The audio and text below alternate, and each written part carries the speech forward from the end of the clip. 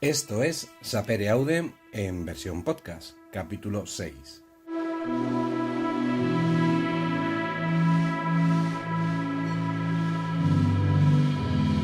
Missing 411.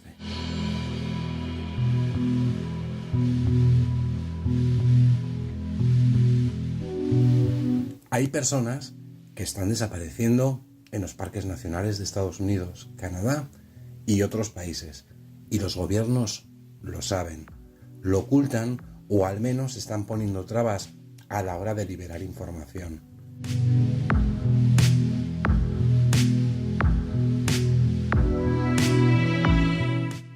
Este sería un resumen muy superficial de la postura de David Paulides, que recoge 1600 casos en su serie de libros acerca de desapariciones llamado Missing 411.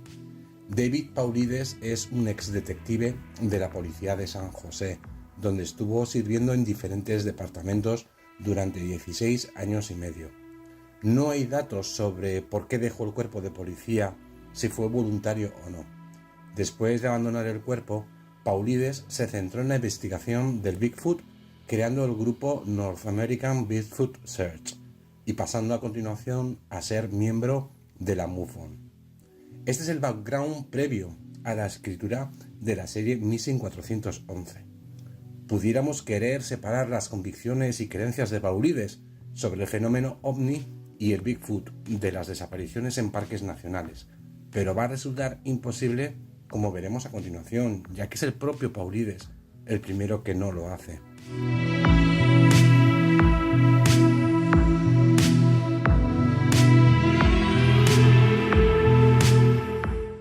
Sobre el nombre Missing 411 o lo que quiere decir o a lo que se refiere, no tenemos mucha información y Paulides nunca ha revelado a qué se refiere. Parece ser una especie de jerga informativa informal en círculos policiales. Antes de nada, creo que es justo decir que David Paulides está con las víctimas desaparecidas y con sus seres queridos. Él probablemente quiera ayudar. Dicho esto, también hay que decir que no solo vale la intención y que muchos de nosotros nos hemos visto en la situación de querer ayudar en alguna circunstancia y hemos empeorado las cosas. En segundo lugar, los casos que describe David Paulides son ciertos. Han ocurrido y se pueden referenciar, como lo ha hecho Kyle Politz, consultor científico experto en el análisis de datos y creador de la página dataskeptics.com y colaborador de Skeptical Inquirer.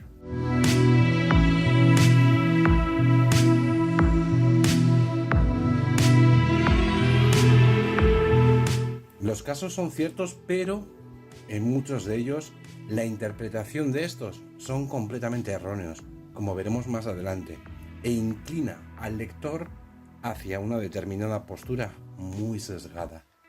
Sobre David Paulides se ha escrito o se ha extendido la creencia de que él únicamente recoge los casos en su serie de libros, pero no se pronuncia sobre las posibles causas de las desapariciones.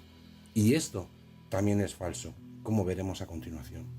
Y es que la figura de David Paulides es controversial y nadie sabe muy bien lo que piensa, lo cual, como veremos al final de este podcast, coincide perfectamente con una divagación perfectamente intencionada y orquestada.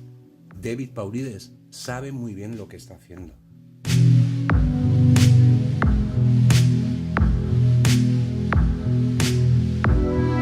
Una vez hecha esta reseña de lo que vamos a hablar, vamos a ir al tema para que no se haga muy largo.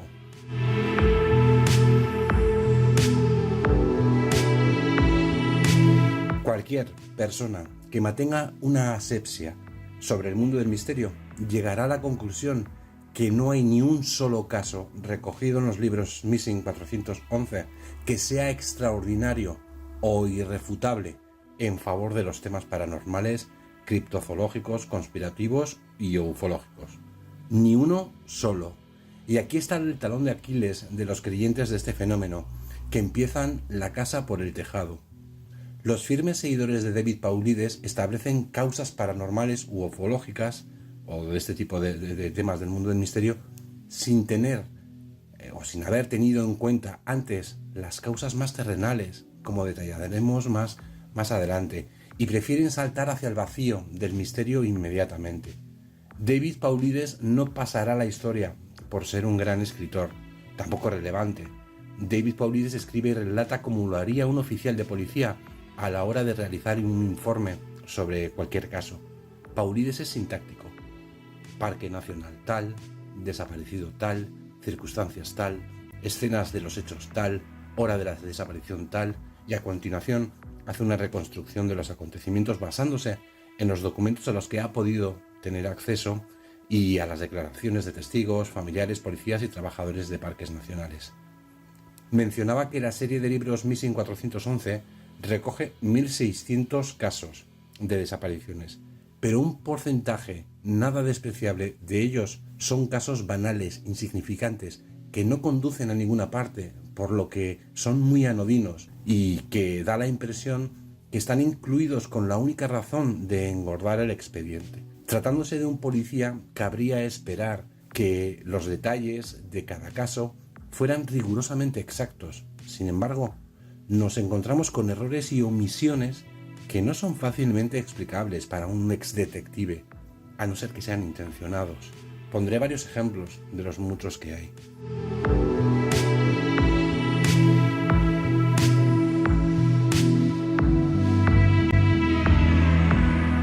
Carl Landers, de 69 años, desapareció en el Monte Shasta mientras hacía senderismo de altura. Es un caso extraño si te ocultan que en esos instantes los vientos en la cima y en el lugar de la desaparición rondaban las 70 millas por hora, o aproximadamente 140 kilómetros por hora. ¿Por qué ocultar este detalle? Daniel Hickey, de 29 años, según David Paulides, 39 años según la madre de Daniel, sus familiares y conocidos. Desaparece en Gold Hill, Oregón, sin dejar rastro. Extraño, ¿no? No tanto si adjunto al informe policial se contemplan las declaraciones de la novia que apuntan a una desaparición voluntaria por el tema de las deudas. ¿Por qué ocultar este dato?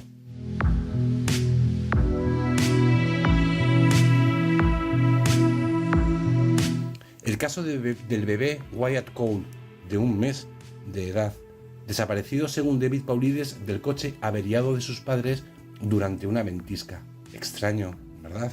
Hombre, no tanto si te hubiera añadido que presumiblemente no desapareció del coche, ya que se encontraron pisadas de adultos sobre la nieve en las inmediaciones del lugar y que los padres estaban completamente drogados. ¿Por qué ocultar estos datos si al añadir otros que aparecen irrelevantes, a no ser que tengas una inclinación sobre el mundo del misterio? Comentaba que sobre David Paulides hay una especie de leyenda, o yo diría mejor una especie de mantra, que indica que el señor Paulides nunca ha ofrecido un posicionamiento personal o una explicación propia. Error. En al menos 59 casos desliza superficialmente un comentario sugiriendo al lector que se trata de un hecho relevante. Ejemplos. Amy Betzel, desaparecida en el Parque Nacional de Shoshone, en Wyoming.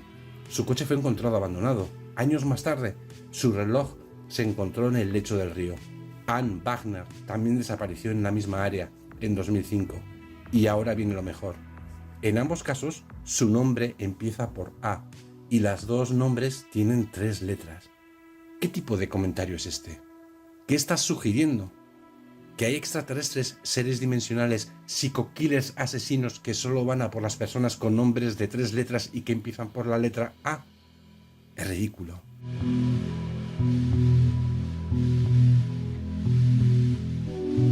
Vince Allegro, 34 años, desaparecido en el monte White Falls, en el estado de California. Se alejó del grupo en el que iba de excursión y no se le volvió a ver. Y ahora el comentario final de Paulides. De acuerdo a leyendas locales, seres llamados lemurianos habitan en las cuevas de esas montañas.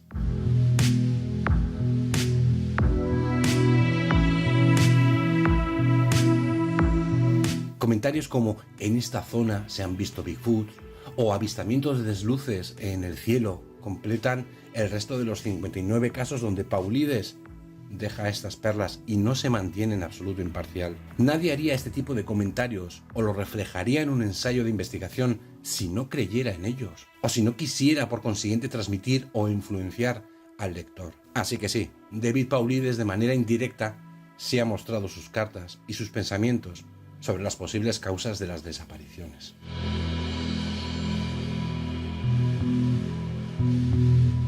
El punto que vamos a tocar ahora es muy interesante porque, de acuerdo con el Registro Nacional de Personas Desaparecidas de los Estados Unidos, referidas a parques nacionales, solo en el año 2012 se realizaron 2.080 intervenciones de búsqueda y rescate en el parque de Yosemite y 9.287 en el resto de parques naturales de todos los Estados Unidos. La pregunta es, ¿quién determina qué caso es misterioso del que no lo es? Y aquí es donde entra David Paulides. Él es el que dice cuál sí y cuál no. El método de Paulides es arbitrario y subjetivo, y no hay un patrón identificable para que el resto de los mortales podamos compararlo y seguirlo. Paulides decide qué caso es misterioso y se basa en parámetros inventados por él. Antes de meternos en los indicios que aparentemente sigue Paulides, una pequeña aclaración.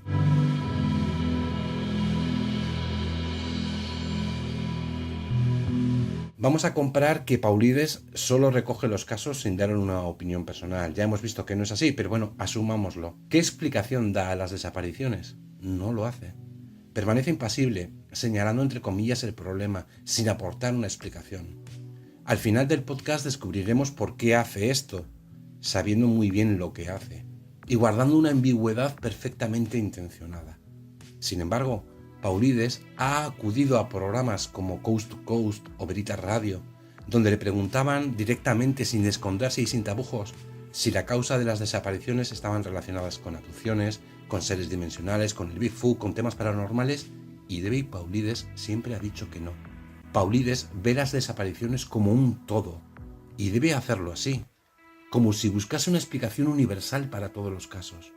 Solo viendo el todo puede seguir adelante, ya que si analizamos caso por caso, no hay ningún patrón común y todos los casos son diametralmente diferentes con sus particularidades, por lo que sería un laberinto sin salida.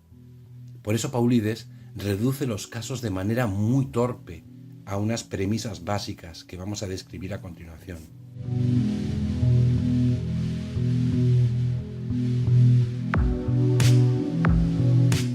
Casos de niños desaparecidos, comparados con aquellos que fueron encontrados y relatan situaciones fantasiosas como seres de luz, seres de los bosques, cuevas mágicas y niños que recorren distancias imposibles. Para ilustrar este caso me voy a servir de un acontecimiento a modo de ejemplo, ocurrido en 1997, en las inmediaciones del embalse de Zadorra, en Álava. Un niño de 2 años y medio, Aitor, juega en el patio de su casa mientras su madre hace la comida, como un día habitual, entre semana. La casa está situada en un terreno rural, rodeado de pequeños bosques y terrenos de labranza y pasto para animales. Después de un tiempo, la madre se percata que Aitor ha desaparecido y, alarmada, empieza a buscarlo por las inmediaciones sin éxito y llama a la Ertzaintza, que es la policía del País Vasco. Se empiezan a organizar la búsqueda y 1:10 después, la madre recibe una llamada de sus suegros, diciendo que Aitor estaba allí. Los suegros viven a 8 kilómetros en línea recta, atravesando un sendero llano que atraviesa un bosque. El paso de un ser humano es de 6 kilómetros por hora y un niño de 3 añitos había recorrido 8 en 1 hora. La moraleja de esta historia es que antes de decir distancias imposibles, nos paremos un segundo a analizar bien los detalles del caso y replantear quién te quiere vender eso de imposible. Los padres sabemos hasta qué punto un niño pequeño puede subirse él solito a un mueble de la cocina escalando para alcanzar las galletas o cualquier cosa que le apetezca. Mis hijas suben en 7 segundos a la cima de una pirámide de cuerdas que hay en un parque cercano a mi casa, y yo en el segundo nivel estoy destrozado, con las manos enrojecidas.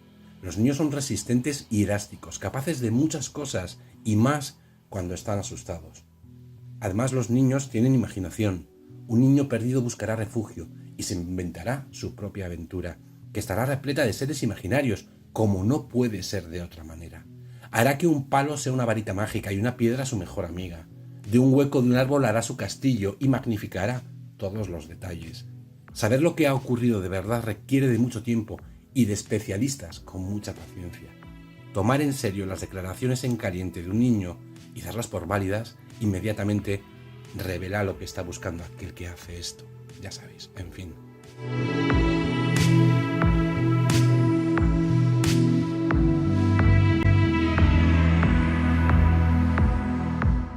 Otro parámetro que toma Paulides para determinar su propio sistema de lo misterioso son aquellas personas que aparecen con la ropa dada a la vuelta, que no se acuerdan de por qué están vestidas de esa forma, o aquellos casos donde se encuentra la ropa del desaparecido, pero no el cuerpo.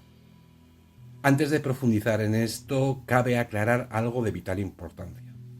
Las personas que se pierden, quedan deshidratadas o están heridas, exhaustas del cansancio por la caminata, o fruto de la huida porque le persigue algún predador, o aquellas que sufren casos de hipotermia, no piensan con claridad. Y esto probablemente sea el punto más importante de este podcast.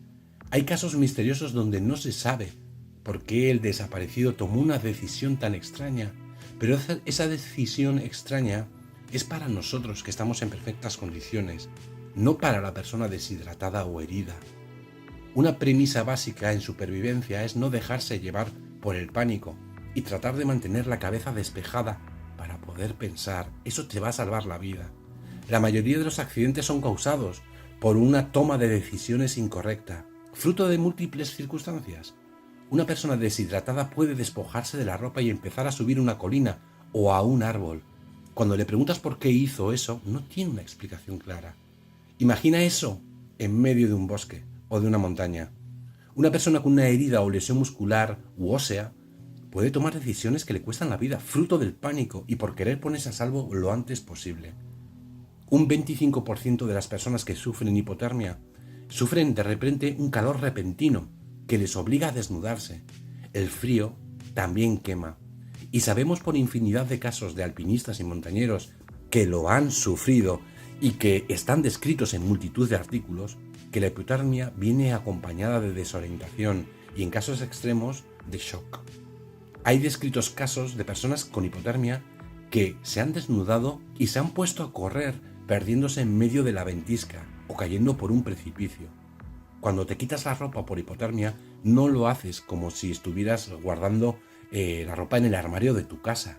Las mangas quedan al revés, los pantalones dados la vuelta. En los casos donde la persona que sufre este tipo de hipotermia consigue recuperarse y vuelve a sentir frío, se viste lo más rápido posible. Y si el plumífero se lo quitó del revés, se lo va a poner del revés.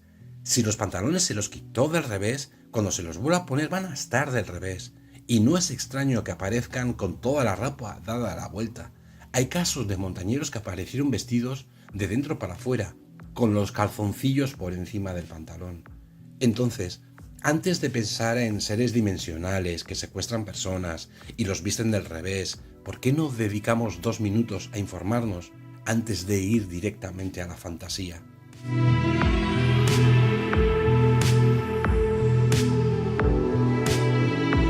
Otro punto a tener en cuenta son las personas que quieren desaparecer y lo consiguen. No me refiero a suicidios, que no representan más del 0,9% de los casos. Me refiero a las personas que quieren empezar una nueva vida. ¿Qué mejor manera de desaparecer que en un lugar sin testigos? Desaparecer en la calle principal de tu ciudad, con cámaras, con personas, es complicado. En las estaciones de tren o aeropuertos te va a ver mucha gente. En cambio, en medio de un paraje natural sin nadie, a kilómetros a la redonda, es el mejor lugar para hacerlo. Te internas en el bosque, te quitas la ropa y la tiras al suelo. Te pones otra nueva que llevas en la mochila y te deshaces de tu cartera, de tu reloj, de tus llaves y comienzas una nueva vida. Antes de pensar en seres verdes, cazadores que van en un platillo y que secuestran humanos, es mejor descartar antes explicaciones terrenales, ¿no creéis? Estás cerca de un río o un lago, te desnudas para darte un baño y te ahogas. Te arrastra la corriente o quedas enganchado en algún tipo de objeto sumergido. Pasan las horas y los días y los sedimentos del lecho del río o del lago te entierran para siempre, como si no hubieras existido nunca. Como le pasó a Joanna Mullins, dada por desaparecida en las inmediaciones de Blackwaters, en Montana. y encontrada semienterrada 4 meses después, durante una sequía que secó el lecho del río en el verano de 2002. Antes de recurrir a teorías fantasiosas, descartemos antes las terrenales, que las hay, y muchas.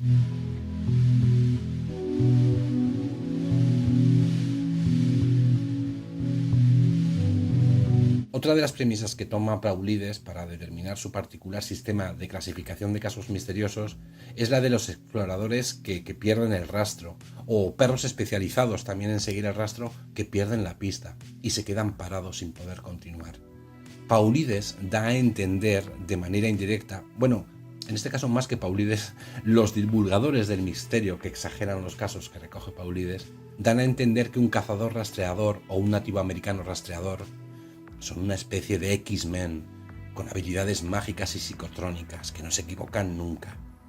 Bueno, esto que se lo digan a los indios navajo de la Segunda Guerra Mundial que volvieron un 10% de los que fueron enviados, o a los semínolas enviados a Vietnam que fueron masacrados por el Vietcong en la selva. No son superhombres, son seres con unas características muy notables para desenvolverse en la naturaleza, porque lo han hecho toda la vida y tienen una capacidad muy superior a todos nosotros a sobrevivir en ella, con todo lo que conlleva conseguir comida, agua, donde cualquiera de nosotros moriríamos, orientarse, buscar refugio y también seguir el rastro de animales y si se diera el caso de personas desaparecidas. Son de gran ayuda y su trabajo es muy apreciado. Pero ¿qué ocurre si la desaparición se produce en las inmediaciones de un río, donde ha subido el nivel del agua, por lluvias recientes, por una crecida? Las pesadas y el rastro van a desaparecer y ni un experto rastreador ni David Copperfield van a poder jamás detectar las pistas. ¿Qué pasa cuando el desaparecido atraviesa una zona pedregosa donde no hay pisadas ni huellas sobre la tierra o maleza aplastada? Ni un experto rastreador ni Houdini van a ser capaces de continuar con la búsqueda. Cuando desaparece un rastro y el experto rastreador no puede seguirlo, no significa que el desaparecido haya atravesado un portal dimensional o que se lo haya llevado un platillo volante. Significa que el rastreador no puede continuar rastreando por muchísimas circunstancias geográficas, ambientales, climatológicas, por lo que sea. Si el divulgador del misterio describe a un rastreador como si fuese John Rambo, que nunca falla, y de repente falla, claro, la culpa no será del terreno, o que ha nevado, la culpa será del Bigfoot, que se lo llevó a hombros.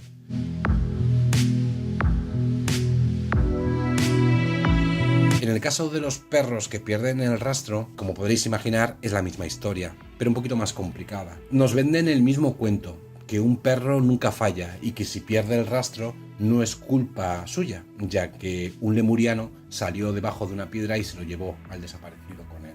Bueno, si los perros no fallaran, la droga, armas y personas que entran por los puertos, por ejemplo, de manera ilegal, serían detectados en 1% de los casos. No, para fundamentar lo que voy a contar a continuación, me voy a basar en un manual de la Asociación de Perros de Búsqueda y Rescate de Virginia, que sirve de referencia a todos los adiestradores de perros especializados en la búsqueda de personas desaparecidas en todos los Estados Unidos. Es un libro que aporta muchísima información sobre cómo es el comportamiento de los perros de búsqueda especializados en la búsqueda. Hay dos tipos de rastreo, el rastreo al aire y el rastreo al suelo. Para cada uno de estos dos tipos hay perros más adecuados para uno que para el otro, dependiendo de la genética del perro, siendo los sabuesos empleados para el rastreo al aire y nunca para el rastreo de suelo, y otro tipo de perros adecuados para el rastreo de suelo generalmente y menos para el rastreo al aire, que suelen emplearse únicamente sabuesos. La diferencia es obvia, los sabuesos detectan partículas de olor que flotan en el aire y los otros perros detectan aquellas partículas que quedan impregnadas en el suelo y en aquellos objetos que hayan podido estar en contacto con el desaparecido, arbustos, piedras, ramas. En ambos casos están sometidas a tal cantidad de variables para ser efectivas que es tremendamente complicado asegurar el éxito de la búsqueda per se. Las probabilidades de éxito estarán determinadas por el viento, condiciones climáticas, humedad, que las alimañas no hayan superpuesto su olor a la del desaparecido, la hora del día, siendo las horas centrales de este menos indicadas para la búsqueda, ya que las partículas de olor se resecan y es mejor esperar al atardecer, donde éstas se humedecen y son detectables de manera más fácil por los perros. Es un mundo que no conocía y es súper interesante, me he quedado alucinado. Pero lo que sacamos en claro es que no consiste en soltar a un perrito y que vaya a detectar el rastro como lo vemos en las películas. Además, entrenar y mantener a un perro de búsqueda y rastreo es extremadamente caro y el adiestrador debe de ser un profesional que entienda al animal. Que desaparezca una persona y organizar una búsqueda con perros de granja que cazan conejos, pues eso no son perros de rastreo, aunque el dueño esté muy orgulloso de él.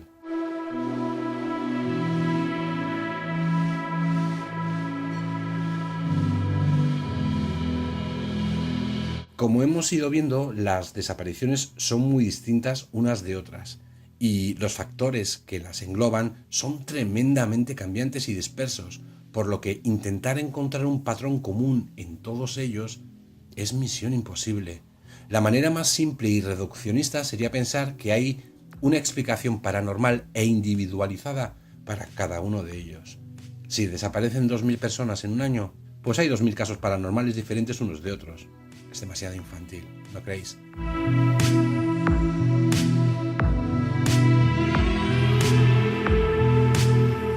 Bueno, ya acabando, David Paulides ha sugerido que el gobierno obstaculiza la investigación, llenándola de trabas y poniendo impedimentos a la hora de liberar información por parte de la FOIA.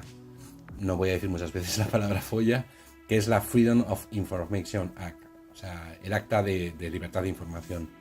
Aduce que pidió información para 700 casos y la FOIA le entregó una carta por la que Paulides debía pagar $1.300.000 que para acceder a dicha información. Si esto es así, es un despropósito por parte del gobierno de los Estados Unidos, está claro. Paulides también acusa al gobierno federal de no ser transparente y no tener un registro unificado en todo el país para personas desaparecidas. Bueno, a ver, esto sugiere que hay una especie de conspiración del gobierno acerca de los desaparecidos. Por lo tanto, la primera consideración es que existe falta de fondos, que el sistema telemático es anticuado, el de los Estados Unidos, que los funcionarios son corruptos o son unos ineptos, que las autoridades del NPS, del National Park Service, sean unos antipáticos, maleducados, o que los guardabosques empleados para el mismo NPS tengan escasa preparación. Pero todo esto no significa que exista una conspiración. Lo único que significa es que, precisamente, hay pocos fondos, que el sistema telemático es obsoleto y hay que mejorarlo, que los funcionarios son unos ineptos, que la gente es incompetente y mal educada y que hay ciertos estamentos en algunas agencias que no tienen preparación. Pero hay veces que queremos ver cosas donde no las hay. Además, los parques nacionales tienen cierto prestigio. El hecho de que se pierda gente y no se las encuentre, el hecho de que se pierda gente y se alarme a la sociedad, no facilita su publicidad. Estos parques viven de los turistas y si hay un parque señalado como punto negro donde desaparece la gente, pues allí no va a vivir nadie. Por lo tanto, se entienden estas reticencias a la hora de dar cierto tipo de información. La segunda consideración es que la FOIA entra directamente en colisión con el derecho de las personas a guardar su privacidad y el señor Paulides ha sido amonestado públicamente por insistir y molestar de manera muy educada, eso sí, a personas que no querían ser molestadas. Hay familias que han perdido un ser querido y han pasado por un calvario y quieren pasar página. No hay ninguna ley en los Estados Unidos que obligue a estas familias a contarle su experiencia a nadie, ni a David Paulides ni a nadie, que no deseen por muchas actas de libertad de información que existan. Y para concluir el podcast, explicar algo que mencionaba al principio de sobre David Paulides, ya que mantiene una ambigüedad perfectamente orquestada y perfectamente calculada. Los vendedores de estafas en el mundo del misterio siguen un patrón que funciona extraordinariamente bien a la hora de vender sus mierdas. Consiste en seguir un esquema que asegura prácticamente el éxito de aquel cuento que quieres vender. El punto 1 es: avisa a la gente que está ocurriendo algo muy extraño, pero no des muchos detalles, o mejor no des ninguno. 2. Involucra casos reales, lugares reales y personas reales para que sea creíble. 3. Involucra acontecimientos verificables, pero poco relevantes. Y 4. Deja que la imaginación de la gente rellene los huecos.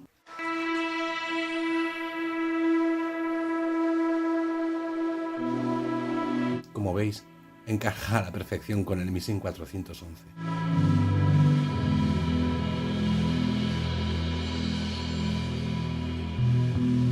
Tomar como la primera y principal explicación todo aquello que tiene que ver con acontecimientos paranormales y psicotrónicos solo es posible si tienes la mente abierta, y por eso te engañan. Utilizar el pensamiento crítico es considerar como primera opción aquellas explicaciones naturales y coherentes.